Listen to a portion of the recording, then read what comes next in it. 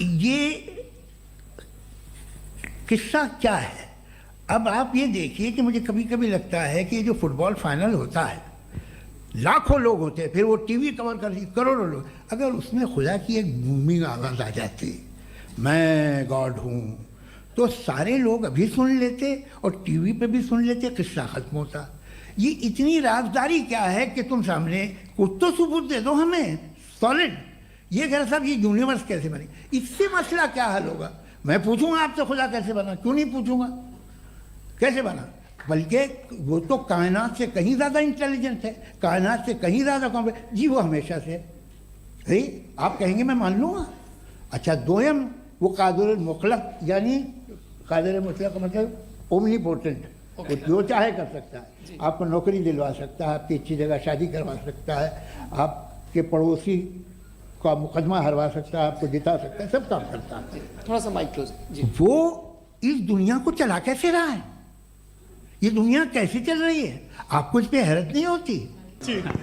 चूंकि आज गॉड के एग्जिस्टेंस पे बात है तो मैं उसी के रिलेटेड जो है आपके सवालात को एंटरटेन भी करूंगा और मैं भी पूछूंगा।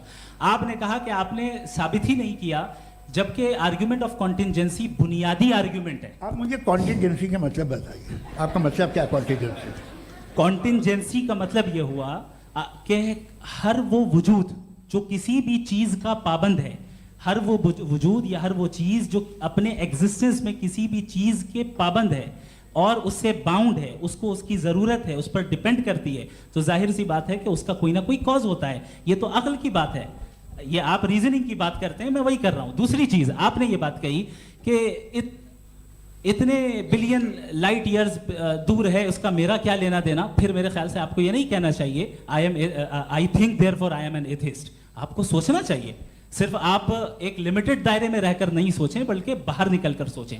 आपने तीसरा सवाल किया, आपने दो तीन सवाल एक साथ। ऐसी बातें ना कीजिए, कुछ लोगों को इतराज हो जाएगा आप पे कि आप कुछ भी सोचें। ये इजाजत आपको है नहीं, मुझे है।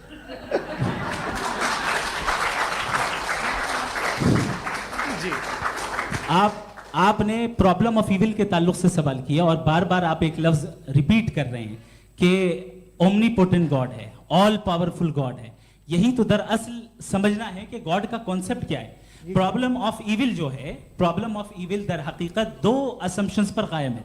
अगर आप इन दो असम्पशंस को समझ जाएं तो ये प्रॉब्लम नहीं रहेगी, आर्ग्यूमेंट आपको समझ में आ जाएगी कि ये कोलैप्स कर जाता है। पॉइंट नंबर 1, यानी जो आपका सबसे पहला फॉल्स असम्पशन है कि गॉड मर्सीफुल है, ओमनीपोटेंट है, दुनिया में जुल्म हो रहा है।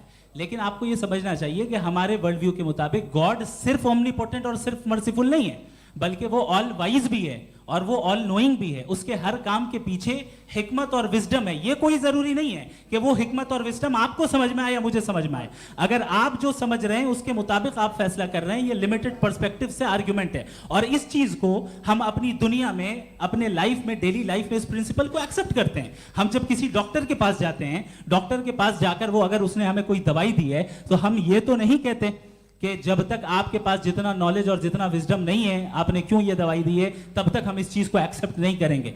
नहीं कहते, हम उसकी अथॉरिटी को तस्लीम करते हैं। क्यों? क्योंकि उसकी हम जानते हैं कि वो नॉलेजेबल है, वो विजडम वाला है, हमसे ज्यादा नॉलेज और हमसे ज्यादा विजडम है।